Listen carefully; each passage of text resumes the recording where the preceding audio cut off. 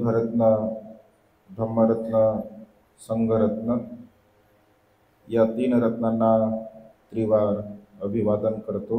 Bodhisattva गुणोपेतन doctor Babasaheb Ambedkar यांच्या धम्मक्रांतीमध्ये शेवटच्या श्वासापर्यंत समर्पित राहतो।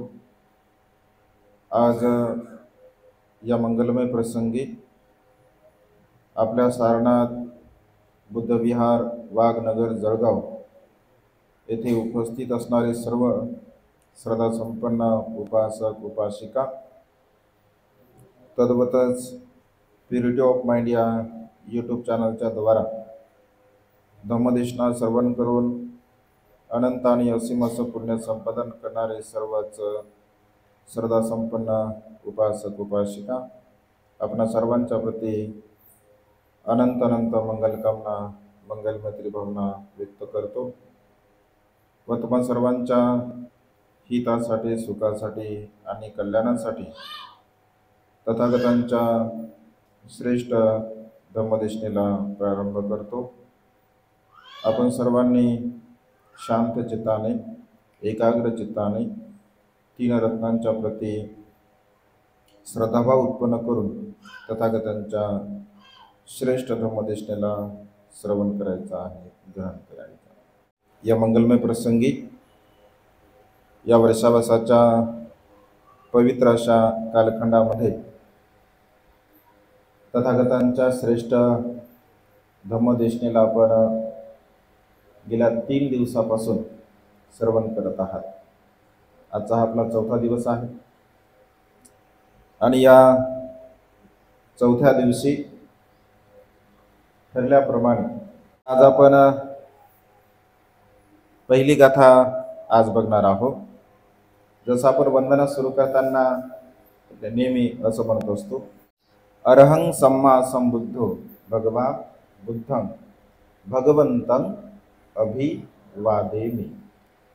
जसं शब्दशः अर्थ जर आपण बघितला, जसं अरहं म्हणजे अनंत, सम्मा संबुद्धस्स म्हणजे सम्यक संबुद्ध, भगवा हा पाली शब्द आहे, भगवा हा पाली शब्द आहे, भगवान हा संस्कृत शब्द आहे, परंतु भगवा याचा अर्थ सुद्धा आपण भगवान मराठीमध्ये असा करत असतो। भगवंतं त्या भगवंताला, भगवंतांचा अर्थ होतो त्या भगवंताला, अभिवादेमि म्हणजे अभिवादन करतो, त्याला अनुसरतो। त्याचा शब्दशः अर्थ असा होतो की मी अनुसरतो, अभिवादन करतो, नमस्कार करतो, नमन करतो आणि त्याच्या समोर चालून त्याला अनुसरतो, अशा प्रकारे त्याचा अर्थ होत असतो। तर अरहं म्हणजे काय, अरहंचा शब्दशः अर्थ म्हणजे काय, तर अरहं, अरी म्हणजे शत्रू, अरी म्हणजे शत्रू, अरहं, हं म्हणजे हनन करणे, ज्या शत्रूंचं हनन केलं पाहिजे, ज्या शत्रूंचं ज्यांनी हनन केलं, ज्या शत्रूला ज्यांनी नष्ट केलं, नाहीसं केलं, अशांना अरहंत असं म्हटलं जातं। म्हणजे ज्यांनी सर्व प्रकारच्या शत्रूंचा विनाश केला, सर्व प्रकारच्या शत्रूंचा विनाश करून ज्यांनी सम्यक संबोधीचा लाभ करून घेतलेला आहे, असे ते भगवान।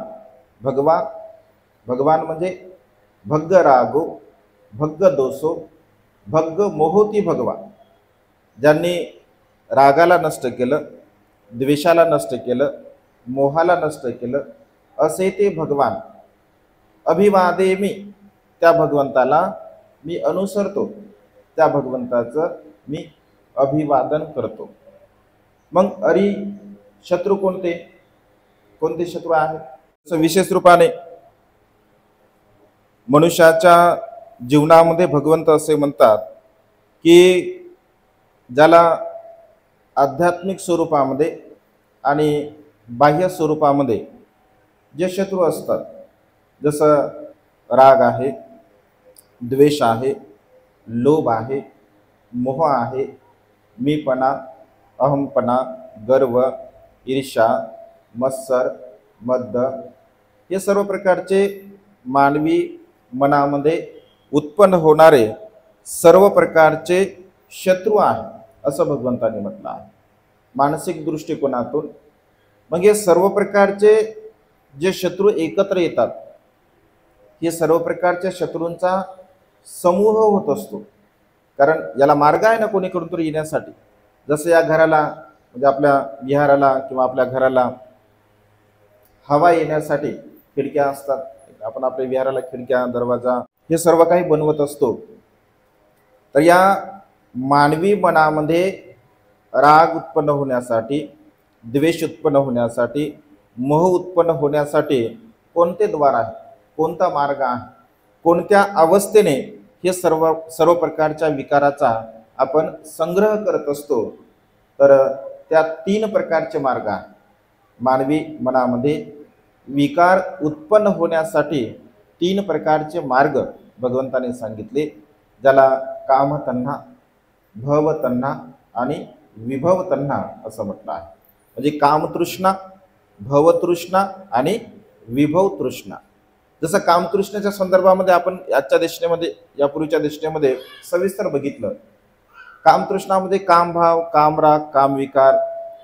भव आणि विभव म्हणजे कधी कधी मनुष्य जीवन जगत असताना बघा अशा प्रकारचा विचार करतो की मी भविष्यामध्ये जर असतो तर किती चांगलं झालं असतं, मी बुद्धांच्या काळामध्ये असतो तर किती चांगलं झालं असतं, मी बाबासाहेबांच्या काळामध्ये असतो तर किती चांगलं झालं असतं, असं काही लोक विचार करतात.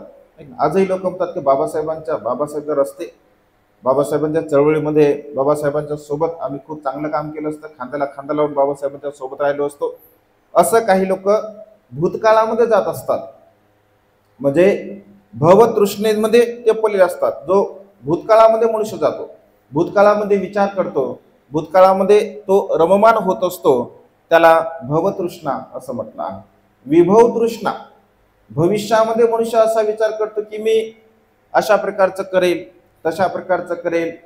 काही लोक तर आता कुशल कर्म करताना, पुण्यकर्म करताना असाही संकल्प करतात किंवा असंही अधिष्ठान करतात, हे सर्व काही पुण्य मी करत आहे, हे सर्व पुण्यकर्म येणाऱ्या मैत्रेय बुद्धांच्या काळामध्ये मला जन्म प्राप्त होण्यासाठी सहाय्यक ठरव, असंही काही लोक संकल्प करतात. म्हणजे भविष्यामध्ये सुद्धा आमचा या मनुष्य भूमीमध्ये जन्म व्हावा आणि तोही मैत्रीय बुद्धांच्या काळामध्ये जन्म व्हावा, अशी भावना सुद्धा मनुष्य करत असतो.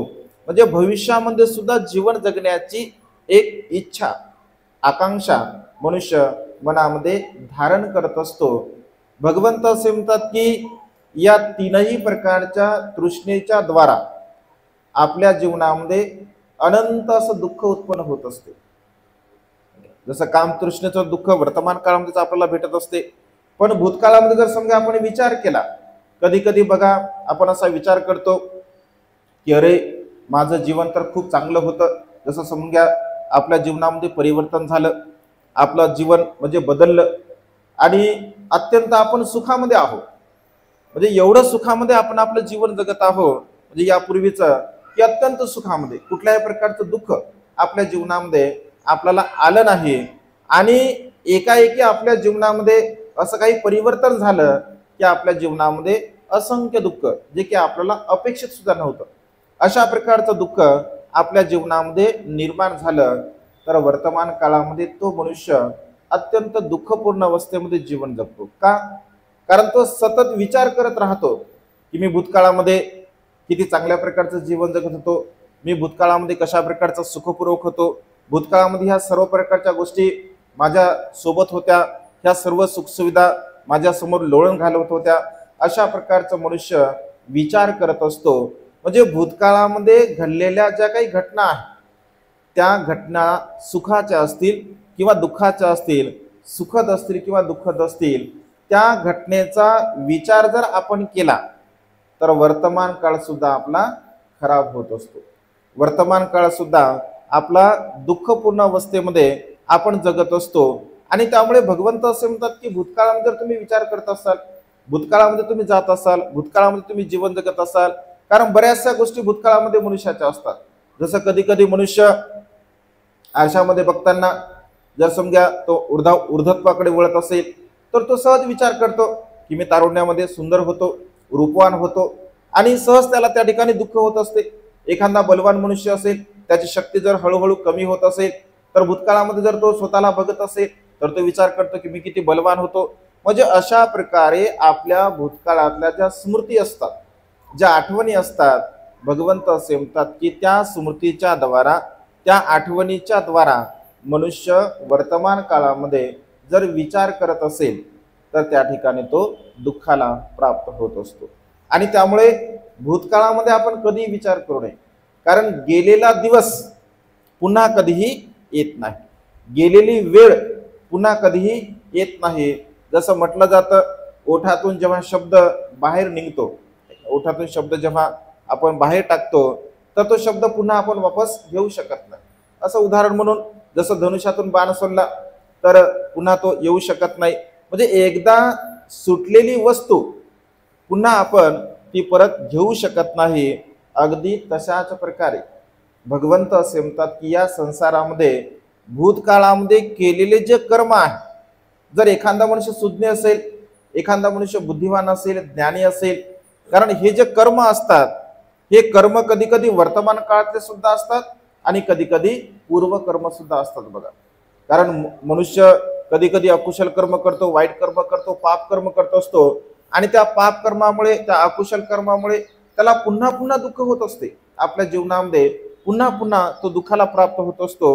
परंतु भगवंत असे म्हणतात की जो ज्ञानी आहे, जो पंडित आहे, जो बुद्धिवान मनुष्य आहे, तर तो बुद्धिवान मनुष्य कधी कधी व्यवहारामध्ये आपण असं म्हणत असतो ना की ठेच लागल्यानंतर आपण पाहून चाललं पाहिजे.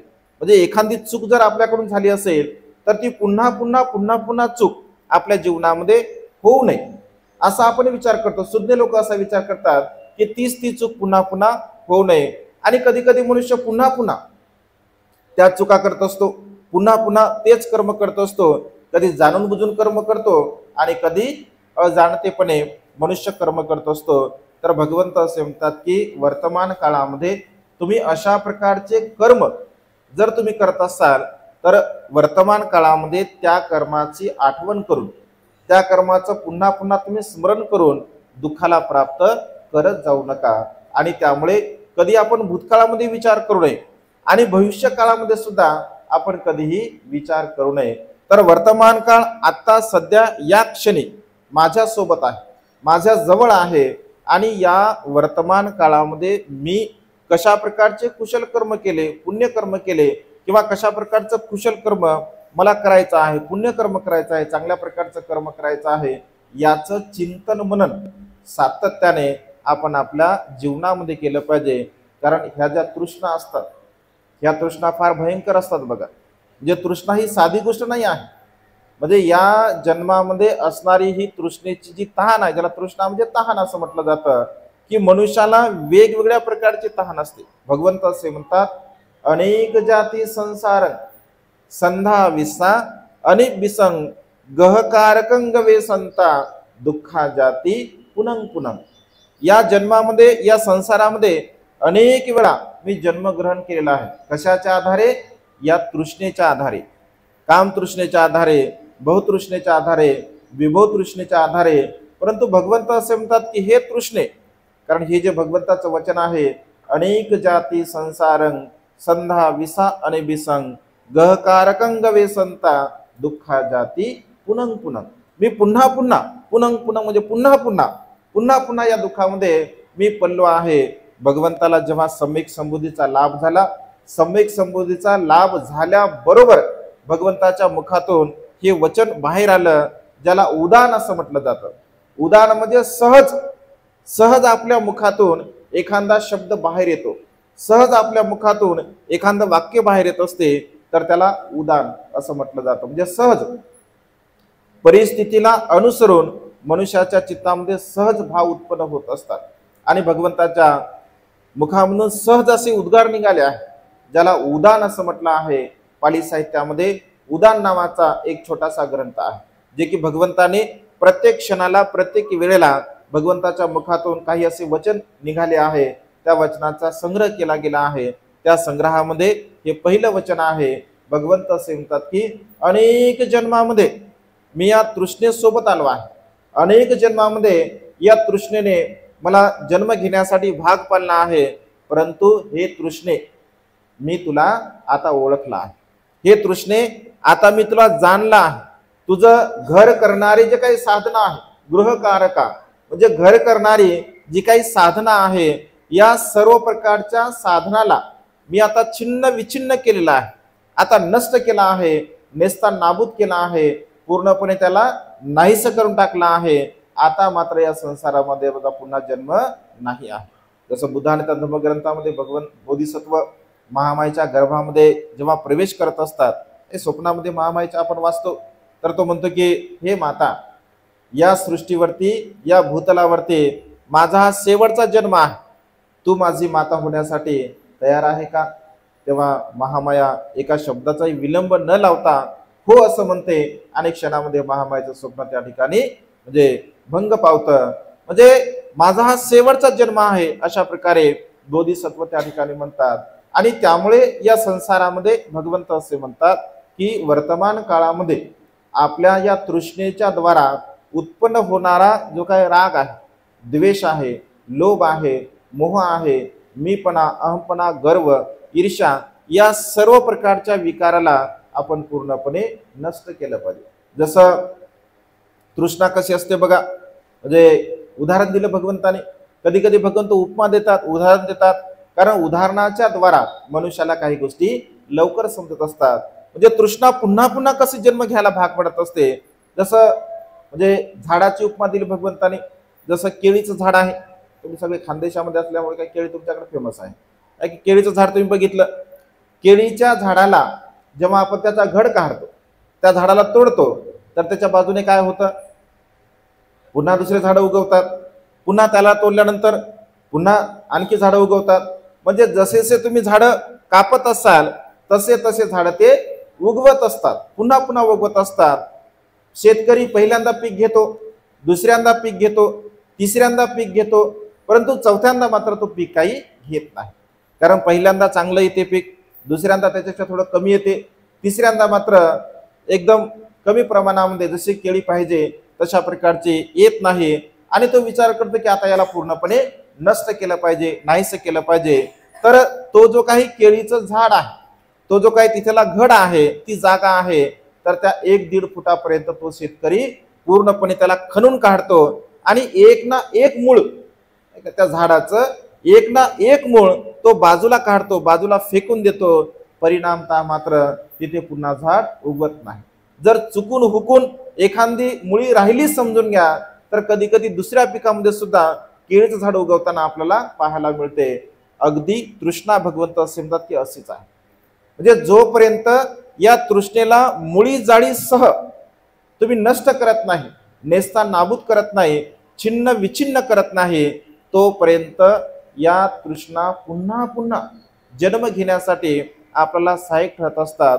या तृष्णा पुन्हा पुन्हा आपला जन्म घेण्यासाठी भाग पाडत असतात. आणि त्यामुळे आपल्याला जर असं वाटत असेल की या संसारामध्ये मी सुखपूर्वक जीवन जगलं पाहिजे आणि पुन्हा पुन्हा या भवसागरामध्ये, कारण हे चक्र आहे, जन्म आणि मृत्यू याचं चक्र आहे. भगवंत असे म्हणतात की या चक्राला समजणारे लोक फार कठीण असतात, फार म्हणजे कमी लोक असतात, समजू शकत नाहीत. कारण हे आध्यात्मिक असं चक्र आहे, ही समजण्यासारखी गोष्ट नाही आहे. मनुष्य पुन्हा पुन्हा पुन्हा पुन्हा पुन्हा पुन्हा तेच कर्म करत असतो. मनुष्य जाणत नाही, समजून घेत नाही की हे कर्म माझ्याकडून झालं आहे, पुन्हा ते कर्म झालं नाही पाहिजे. पुन्हा तेच मनुष्य कर्म करतो, पुन्हा पुन्हा वारंवार चुका करतो. आणि त्यामुळे भगवंत असे म्हणतात की हे चक्राचं भवसागर आहे. जसं उदाहरण, जसं गोलगोल घुमतो बघा मनुष्य, ना पुन्हा पुन्हा पुन्हा पुन्हा, म्हणजे जीवनाचं हे सर्कल आहे, आपल्या जीवनाचं हे सर्कल आहे. या सर्कलला जर आपण जाणलं, आपण समजून घेतलं, तर खऱ्या अर्थाने आपण दुःखाला पूर्णपणे नष्ट करू शकतो, नाहीस करू शकतो. कसं सर्कल आहे बघा, मनुष्य कसा पुन्हा पुन्हा त्याच्यामध्ये पडत असतो. जसं उदाहरण म्हणून, व्यावहारिक उदाहरण समजण्यासाठी, जसं एखादा पती घरी आला आपल्या, आणि घरी आल्यानंतर जसं त्याने आपल्या पत्नीला पाणी मागितलं पिण्यासाठी, मला पाणी द्या पिण्यासाठी. आता कधी कधी असं होऊ शकते, पत्नीला सुद्धा कंटाळा येऊ शकतो आणि सहज ती पत्नी त्याला म्हणते की पाणी कुठे आहे, माठामध्ये आहे म्हणते, घ्या पाणी. तर पुन्हा पती जरा भारीच असतो, कधी कधी ते जरा भारीच असतात. मग ते म्हणतात की माठ कुठं आहे म्हणतात. पत्नी म्हणते माठामध्ये घरामध्ये आहे, तोही भारी. ते म्हणते मग घर कुठं आहे म्हणते, घर आपल्या नगरामध्ये आहे म्हणते. नगर कुठं आहे म्हणते, नगर आपल्या शहरामध्ये आहे. शहर कुठं आहे तर तालुक्यामध्ये आहे. तालुका कुठं आहे तर जिल्ह्यामध्ये आहे. जिल्हा कुठं आहे महाराष्ट्रामध्ये, राज्यामध्ये आहे. राज्य कुठं आहे देशामध्ये. देश कुठं आहे म्हणते जगामध्ये आहे म्हणते. आणि जग कुठं आहे तर पाण्यामध्ये आहे म्हणते. पाणी कुठं आहे तर माठामध्ये आहे.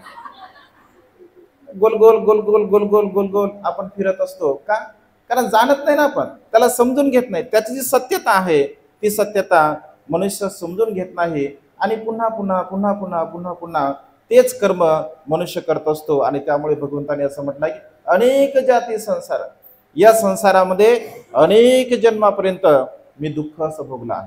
अनेक जन्मामध्ये मी माझ्या पारमिता पूर्ण केल्या आहे. आणि त्यामुळे जातक कथेच्या संदर्भामध्ये 447 बघा बोधिसत्वाचे जन्म म्हणजे सांगितलेला आहे. तो विषय फार मोठा आहे, गंभीर आहे. आणि त्यामुळे ही जी तृष्णा आहे, ही तृष्णा म्हणजे मनुष्य, भगवंत असे म्हणतात की या तृष्णेचा एक लवलेश जरी आपल्या चित्तामध्ये राहत असेल, कारण ही फार भयानक आहे. तृष्णा म्हणजे लोभ, जीवन जगण्याचा लोभ, कर्म करण्याचा लोभ, इच्छा पूर्ण करण्याचा लोभ, अनेक प्रकारचा लोभ मनुष्याच्या चित्तामध्ये असतो, मनामध्ये असतो. आणि या संसारामध्ये जसं एक म्हणजे लेखक म्हणतो, सुख जवा पाडे दुःख पर्वता एवढे. म्हणजे दुःखाची जी व्याप्ती आहे ती दुःखाची व्याप्ती असंख्य आहे, पर्वतासारखी आहे. परंतु सुखाचा एखादा एक लवलेश आपल्या जीवनामध्ये जर प्राप्त होत असेल तर तो पूर्ण करण्याचा मनुष्य प्राप्त करत असतो. त्याला भगवंताने तृष्णा असं म्हटलं आहे. म्हणजे कितीही जरी संकट आलं असेल एखादा मनुष्याच्या जीवनामध्ये, कितीही मोठं संकट आलं असेल, परंतु ती तृष्णा, तृष्णा म्हणजे इच्छा, ती इच्छा जर त्याला पूर्ण करण्याची संधी जर प्राप्त होत असेल तर तो मनुष्य ती तृष्णा, ती इच्छा पूर्ण केल्याशिवाय राहत नाही. जसं एक छोटंसं उदाहरण आहे बघा. कधी कधी उदाहरणाने तृष्णा म्हणजे समजतात काही गोष्टी. तर एक व्यक्ती म्हणजे तृष्णा कशी असते बघा, एक लवलेश म्हणजे एका तृष्णेचा लवलेश जरी आपल्या चित्तामध्ये उत्पन्न होत असेल तरी सुद्धा मनुष्य ती गोष्ट पूर्ण करण्यासाठी अनेक प्रकारच्या अडीअडचणींना त्यावरती मात करतो आणि ती तृष्णा, ती इच्छा पूर्ण करण्याचा प्रयत्न करत असतो. जसं एक व्यक्ती जंगलामध्ये प्रवेश करतो आणि जंगलामध्ये प्रवेश करत असताना तो दुसऱ्या गावी त्या जंगलामधून जात असतो. तर जंगलामधून जात असताना भयंकर असं जंगल असते आणि त्या जंगलामध्ये हिंस्र पशुसुद्धा असतात. तर हिंस्र पशूंच्या जंगलामधून हा एकटा जात असताना अचानकपणे त्याला वाघ दिसत असतो. तृष्णा, उदाहरण सांगत आहे मी तुम्हाला की तृष्णा कशी आहे. वाघ दिसतो. आता साहजिक आहे, वाघ दिसल्यानंतर तो थांबेल का, त्याला म्हणेल का ये माझ्याकडे थोडंसं जवळ बघू दे तुला, नाही. तो मरणाच्या भीतीने धावतो, धावत राहतो, धावत राहतो. वाघ त्याचा पाठलाग करत असतो आणि पाठलाग करता करता तो एका विहिरीमध्ये पडत असतो. आता विहिरीमध्ये त्याने तो पडला, परंतु विहिरीमध्ये खाली न पडता त्या विहिरीवरती एक झाड असतं, त्या झाडाची फांदी त्याच्या हातामध्ये येते आणि झाडाची फांदी हातामध्ये आल्यानंतर त्या फांदीला तो पकडतो. एक क्षणभर त्याला असं वाटतं की आपण मरता मरता मृत्यूच्या शियेच्या जवळ जाता जाता आपण राहिलो. एक तर वाघ पाठीमागे लागला, दुसरी गोष्ट पाण्यामध्ये आपण उडी मारण्याचा प्रयत्न केला तर झाड आपल्या हातामध्ये आलं. जेव्हा त्याला एक क्षण सुखाचा वाटतो, दुसऱ्या क्षणी जेव्हा तो पाण्यामध्ये पाहतो तर पाण्यामध्ये अत्यंत विषारी सर्प, विषारी साप त्याला दिसत असतात. जेव्हा तो वर पाहतो तर वर त्याला वाघ दिसतो. खाली जर पाहत असेल तर खाली त्याला विषारी साप दिसतात, खाली जर पडलो तरी सुद्धा मृत्यूला प्राप्त होणार आहे, वर जरी पडलो तरी सुद्धा मृत्यूला प्राप्त होणार आहे. अशा विवंचनेमध्ये त्या ठिकाणी तो अत्यंत बेचैन होतो, दुःखी होतो, कष्टी होतो. तेवढ्या क्षणामध्ये ज्या फांदीला त्याने पकडलेलं असतं त्या फांदीला असते महूळ. महूळ माहिती आहे तुम्हाला? एक ना महूळ असते, मध्ये शहद जे निर्माण होते. आता साहजिक आहे तो मोठ्याने त्या फांदीला त्याने झटका दिल्यामुळे त्या महूळाच्या ज्या मधमाशा असतात त्या मधमाशा उडतात आणि उठल्यानंतर त्यांचा स्वभाव आहे काय काय स्वभाव आहे? चावणे. त्या जेव्हा त्याच्या अंगावरती येतात तर त्या मधमाशा त्याला चावत असतात. बघा, खाली सुद्धा दुःख आहे, वर सुद्धा संकट, खाली सुद्धा संकट, आणि संपूर्ण शरीरावरती मधमाशा आहे, तिथे सुद्धा संकट. तेवढ्या क्षणामध्ये फांदीला झटका बसल्या कारणाने त्या मधात जे काय मधाचं पोळ असतं त्या पोळ्यातून त्या मधाचा एक एक थेंब पडत असतो आणि त्याच्या हातावरती पडतो. त्याच्या हातावरती तो पडतो. हातावरती पडल्यानंतर वर बघा एवढं मोठं संकट आहे, खाली सुद्धा संकट आहे, मधमाशा त्याला चावा घेत आहे, तरी सुद्धा त्या मधाकडे तो पाहतो आणि त्या मधाला तो चाखण्याचा प्रयत्न करत असतो. म्हणजे बघा किती संकट आहे, वरही संकट आहे, खालीही संकट आहे, शरीराला माशा चावत आहेत, तरी सुद्धा त्याला असं वाटतं की हा जो थेंब पडत आहे वरून जो पडणारा आहे तो जर माझ्या मुखामध्ये पडेल किंवा मी जर हातावरच्या थेंबाला जर समजा माझ्या जिभेने चाटेल तर मला सुख प्राप्त होईल. अगदी तृष्णा अशीच आहे. म्हणजे मानवी जीवनामध्ये या संसारामध्ये जीवन जगत असताना सुखाची जी व्याख्या आहे मनुष्याच्या जीवनामध्ये अगदी हातावरती पडणाऱ्या थेंबासारखी आहे. आणि त्यामुळे आपल्याला ज्या ज्या मनुष्यांना आपण विचारतो की तुम्ही कसे आहात, असा कोणताच मनुष्य म्हणतो की मी फार सुखी आहोत, माझ्या जीवनामध्ये बिलकुल दुःख नाही, असं कोणी म्हणतं का? आपण जर सहज विचारलं, कधी कधी असं लोकांना वाटतं की आपल्या घरचं काय उघड होऊ नये म्हणून ते म्हणतात की ठीक आहे, बरं चाललं म्हणतात, व्यवस्थित चाललं म्हणतात. कधी कधी दुःखानं असलं तरी सुद्धा रडक्या चेहऱ्याने म्हणतात ठीक आहे म्हणतात, आपलं काय चाललं, जसं चाललं तसं चाललं, गाडा चालला म्हणतात, हळूहळू हळूहळू हळूहळू. म्हणजे समाधानपूर्वक कोणाचंही उत्तर आपल्याला पाहायला मिळत नाही. कारण का? दुःख मनुष्याच्या जीवनामध्ये भगवंत असे म्हणतात की अनेक कारणाने उत्पन्न होते आणि ते दुःख काय दुसरं कोणी उत्पन्न करत नाही. आपल्या जीवनामध्ये असणारं जे दुःख आहे किंवा उत्पन्न होणारं जे दुःख आहे, या उत्पन्न होणाऱ्या दुःखाला दुसरं कोणी उत्पन्न करत नाही, भगवंत असे म्हणतात. आपण आपल्या दुःखाला उत्पन्न करत असतो, आपण आपल्या दुःखाला निर्माण करतो आणि आपणच आपल्या दुःखाला नष्ट सुद्धा करू शकतो, नाहीस सुद्धा करू शकतो. कधी कधी आपण व्यवहारामध्ये असं म्हणत असतो की या व्यक्तीमुळे मी खूप दुःखी आहे, म्हणतो ना आपण. परिवारामध्ये जीवन जगत असताना हा व्यक्ती जर माझ्या जीवनात नसता तर मी फार सुखी असतो असं म्हणतो आपण. पण वास्तविक पाहता भगवंत असे म्हणतात की कोणी कोणामुळे सुखी सुद्धा होत नाही आणि कोणी कोणामुळे दुःखी सुद्धा होत नाही. फक्त व्यवहारामध्ये काही कर्तव्य आपले असतात किंवा व्यवहारामध्ये आपल्या नातेसंबंध असतात, थोडं बहुत प्रमाणामध्ये एकमेकांच्या प्रती थोडंफार दुःखाची भावना उत्पन्न होऊ शकते, कोणामुळे अडचणी होऊ शकतात. परंतु आध्यात्मिक दृष्टिकोनातून जर तुम्ही विचार केला तर भगवंत असे म्हणतात की सुख आणि दुःख आपल्या कर्मावरती अवलंबून आहे. आपण जशा प्रकारचे कर्म करू तशा प्रकारचं सुख आणि दुःख आपल्या जीवनामध्ये आपल्याला प्राप्त होत असते. आणि त्यामुळे हे ज्या तृष्णा आहे, आता ही जी तृष्णा आहे, हा जो लोभ आहे, हा जो राग आहे, हा जो मोह आहे, हा काय सहज निघतो का? आता मी काढतो, घरी गेल्या बरोबर काढून टाकतो, बरं जरा पटकन लगे रागाला काढतो, दिवसाला काढतो, मोहाला काढतो, असं होते का? असं जर असतं तर सिद्धार्थ गौतम मला 6 वर्ष बसावं लागलं का जंगलामध्ये? 6 वर्ष अन्नपाण्याचा त्याग केला, 6 वर्ष परिश्रम घेतले, मेहनत घेतली आणि त्यानंतर त्यांना ती अवस्था प्राप्त झाली. तृष्णा, लोभ, इच्छा सहजासहजी आपल्या पूर्ण होत नसतात. भगवंत असे म्हणतात की एक वेळेस या समुद्राचं पाणी आटू शकते परंतु मनुष्याच्या तृष्णा कधीही संपू शकत नाही. जन्मास आल्याबरोबर तो तृष्णा घेऊन येतो आणि मृत्यूच्या शेवटच्या क्षणापर्यंत त्याच्या तृष्णा त्या सोबत असतात. मृत्यूच्या शेवटी सुद्धा त्याच्या चित्तामध्ये ती भावना असते. असं कधी तुम्ही ऐकलं का?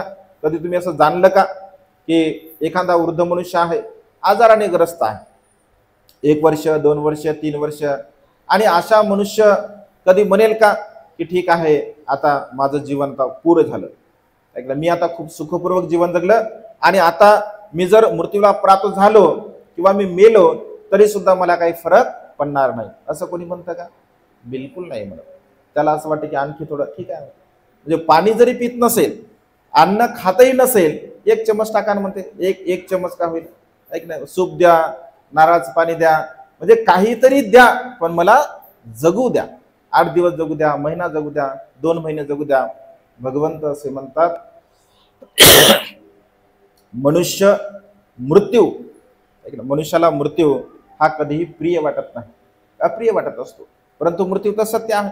जन्मास येणारा प्रत्येक सत्व, प्रत्येक मनुष्य मृत्यूला प्राप्त होणार आहे, परंतु जो मनुष्य आपल्या जीवनामध्ये कधीही कुठल्याही प्रकारचं अकुशल कर्म करत नाही, पाप कर्म करत नाही, भगवंताने 3 महिन्याच्या पूर्वीच घोषणा केली की हे आनंदा, आजपासून 3 महिन्यानंतर माझं महापरिनिर्वाण होणार आहे, म्हणजे मी माझं हे जे शरीर आहे, हाडा मांसाचं शरीर आहे, या शरीराचा मी त्याग करणार आहे. बघा 3 महिन्यापूर्वी सांगितलं.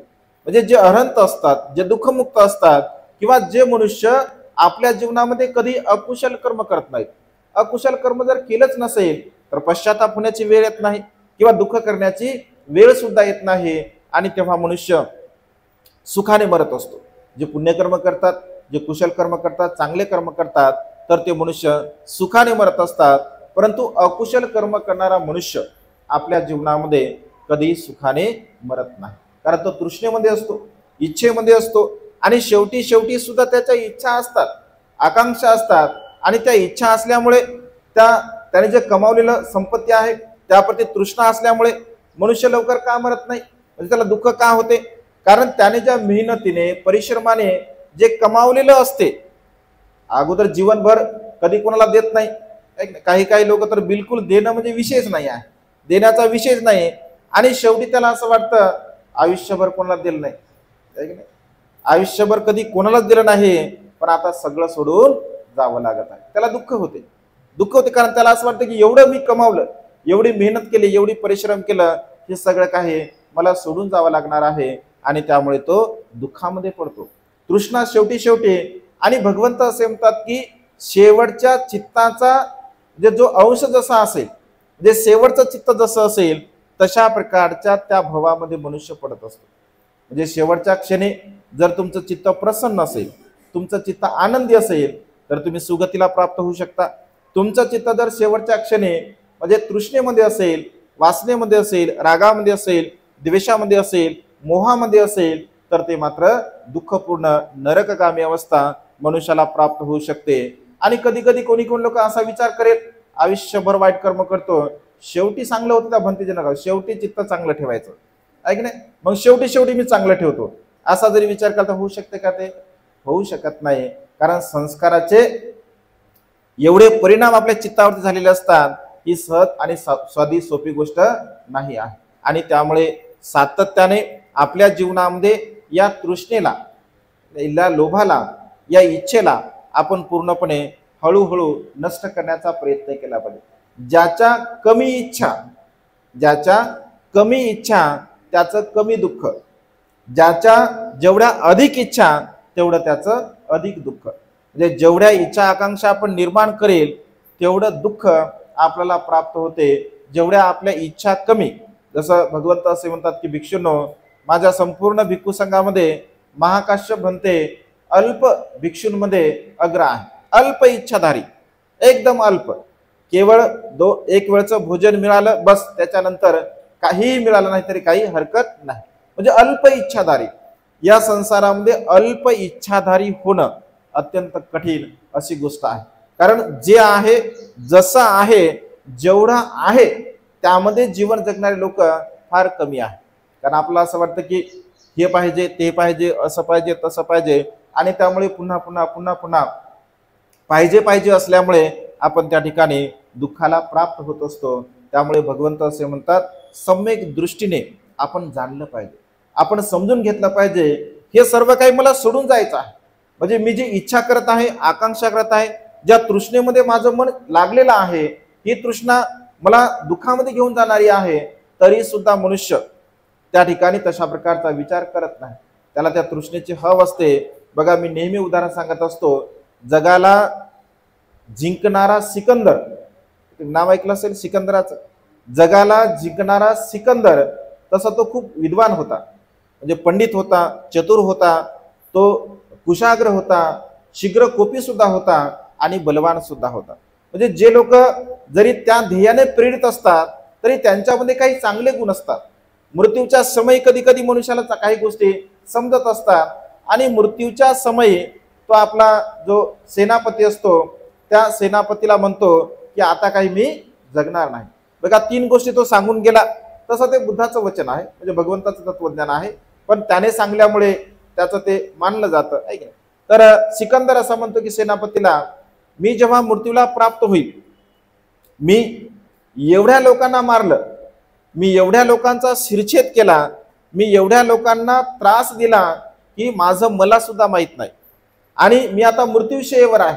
जगातले सर्वात विद्वान, जगातले सर्वात ज्ञानी पंडित वैद्य माझ्या सध्या जवळ आहे, सोबत आहे, तरी सुद्धा मला असं वाटतं की जगातील श्रेष्ठ वैद्य सुद्धा मला वाचू शकणार नाही. मी आता मृत्यूला प्राप्त होणार आहे, तर माझी शेवटची इच्छा आहे. कारण शेवटची इच्छा विचारली जाते. काय विचारली जाते? तर का विचारली जाते? मग का पूर्ण केली जाते? आणि पूर्ण का केली जाते? आपल्या भाषेमध्ये एकदाच घे, पुन्हा काय नादी लागू नको आमच्या, आहे की नाही. पुन्हा आमच्याकडे येऊ नको, पुन्हा आम्हाला काही मागू नको, आता सांग काय पाहिजे ते, आता जे पाहिजे ते आम्ही देतो. असं एक आपली मानसिकता असते तशी. एकदम शेवटची इच्छा पूर्ण केली पाहिजे म्हणतात, आणि मग त्याची ती इच्छा पूर्ण केली जाते. आणि जर समजा ती पूर्ण नाही झाली तर मृत्यूच्या नंतर त्याची पूर्ण करतात, ऐक ना. ती पिंड देतात. मटण खाणार असेल तर मटण, ऐक ना. दारू पिणार असेल तर दारू, बिड्या पिणार असेल तर बिड्या, सिगारेट पिणार असेल सिगारेट, तंबाखू खाणार असेल तंबाखाची पुडी, ऐक ना. मावा खाणार असेल तर मावा, त्याच्या सगळं देतात. शेवटी पाठीमागं पुन्हा येऊ नको, आता देत आहे तुला शेवटचं, पुन्हा काय येऊ नको, अशी इच्छा असते. तर तो म्हणतो की मी तर आता मरणार आहे, तर माझी अशी इच्छा आहे की माझा जो जनाजा आहे, जे माझी म्हणजे प्रेत यात्रा आहे, आणि माझं जे शव ज्यावरती ठेवलं जाईल, तर तो जनाजा माझ्या हे जे 4 हकीम आहे, म्हणजे वैद्य, हकीम म्हणत, वैद्य म्हणत, नंतर डॉक्टर अशी संज्ञा, तर हे माझे जे 4 हकीम आहे, वैद्य आहे, या 4 वैद्यांनी माझा जनाजा घेऊन जावा. का घेऊन जावा?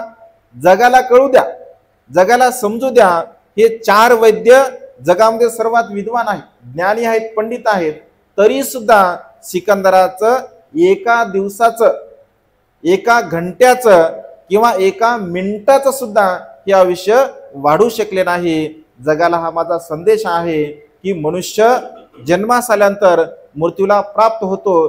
कोणीही कोणाचं आयुष्य वाढू शकत नाही आणि कोणीही कोणाचं आयुष्य कमी करू शकत नाही, हे जगाला कळू द्या, असं तो म्हणतो. दुसरी गोष्ट, मी जेवढी धनसंपत्ती कमावली आहे, कारण तो जिथे जिथे जात असे, सिकंदर जरा माझ्या आवडीचा विषय आहे, म्हणजे तुम्ही सगळं चरित्र त्याचं वाचलेलं आहे. जेवढे विद्वान लोक, ज्ञानी, पंडित, चरित्रात्मक, ते सगळं वाचून काढलं, कारण त्याच्यामधून प्रेरणा भेटत असते आपल्याला. आणि त्यामुळे तो असं म्हणतो की मी जिथे जिथे जायचो, आणि तो जिथे जिथे जात असे तिथे तिथे लोकांना, त्या राजांना त्याचा नरसंहार करत असे.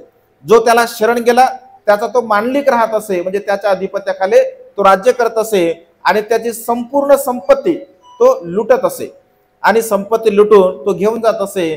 तो म्हणतो की माझ्याकडे एवढी संपत्ती आहे, खूप सारी संपत्ती माझ्याकडे आहे, तर जिथे माझं हे प्रेत आहे, या प्रेतापासून जिथपर्यंत म्हणजे माझी प्रेत यात्रा निघेल, त्या संपूर्ण जमिनीवरती हे सोनं आथरून द्या.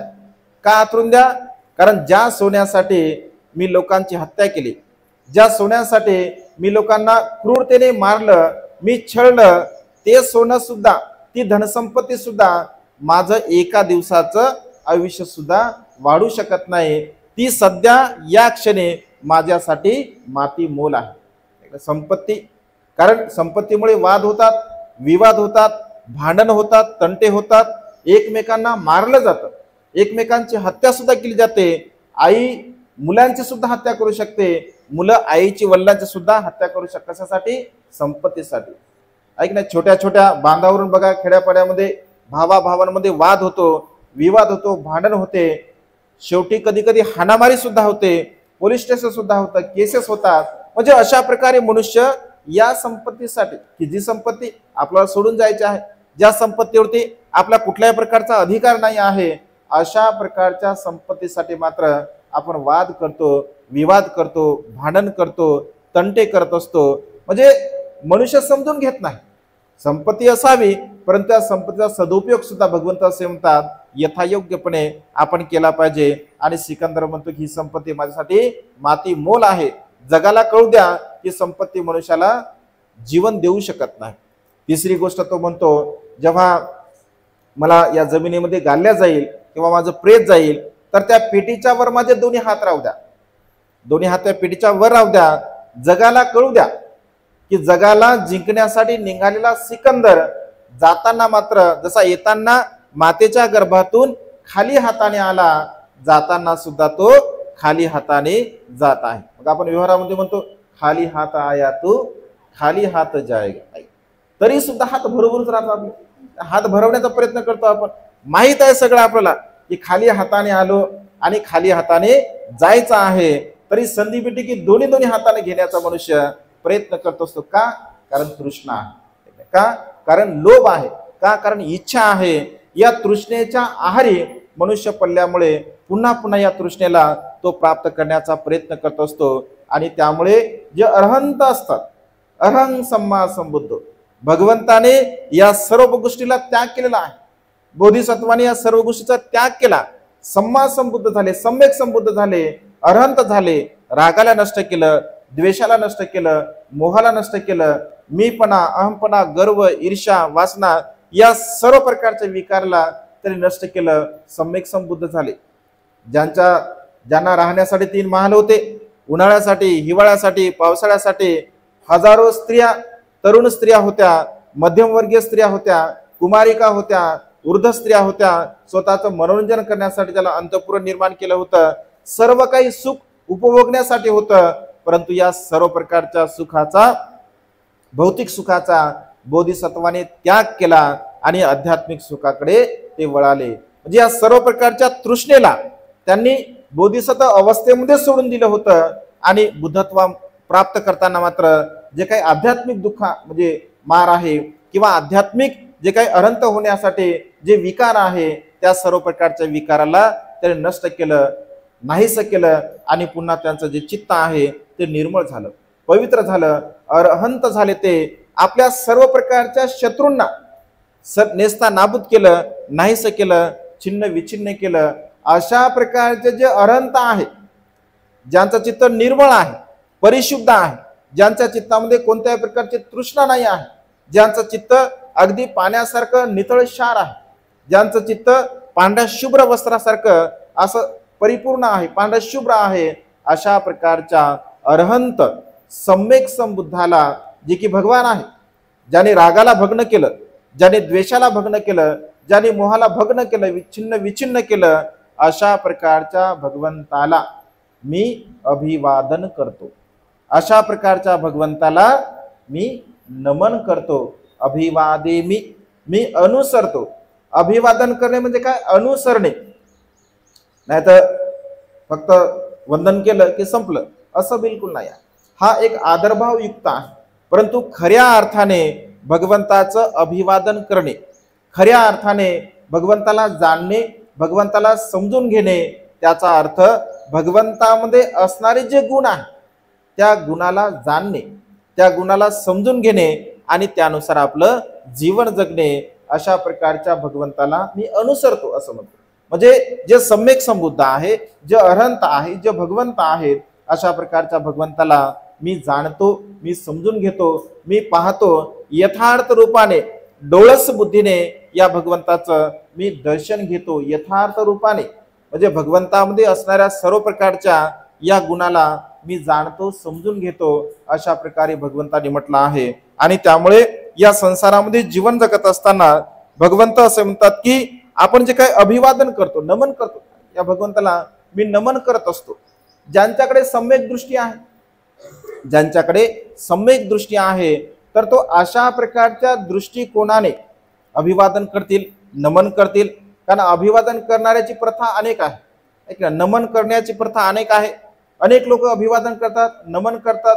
जसं सिगालवाद सुत्तामध्ये शृगालला भगवंताने त्याचे पिता म्हणाले की हे शृगाल, माझी शेवटची अशी इच्छा आहे की तू या चारही प्रकारच्या दिशेचं वंदन केलं पाहिजे. मग तो सकाळीच उठायचा, आंघोळ करायचा, सकाळी सकाळी ओल्या कपड्याने पूर्व दिशेला वंदन करायचा, ऐक नाही, पश्चिम दिशेला, उत्तर दिशेला, दक्षिण दिशेला, खालच्या दिशेला, वरच्या दिशेला, अशा प्रकारचं तो वंदन करायचा. कारण पूर्वीच्या काळात ती प्रथा होती, ऐक ना. आजही लोक सूर्याला वंदन करतात, चंद्राला वंदन करतात, ताऱ्याला वंदन करतात, आकाशाला वंदन करतात, पहाडाला वंदन करतात, नदीला वंदन करतात, नाल्याला वंदन करतात, ऐक, झाडाला वंदन करतात, डोंगराला वंदन करतात, दगडाला वंदन करतात. काय काय वंदन करण्याच्या पद्धती आहे लोकांच्या, सांगता सोय.